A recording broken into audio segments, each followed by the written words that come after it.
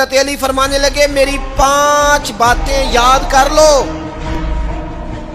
اور فرمانے لگے اونٹوں پر بیٹھ کر تلاش کرنے نکلو گے تو یہ باتیں تمہیں ملیں گی کہیں بھی نہیں۔ پہلی بات یہ یاد رکھنا، بندے کو امید صرف اپنے رب سے رکھنی چاہیے۔ تو دوسری بات بیان کرتے ہیں، فرماتے ہیں اپنے گناہوں سے ڈرا کرو۔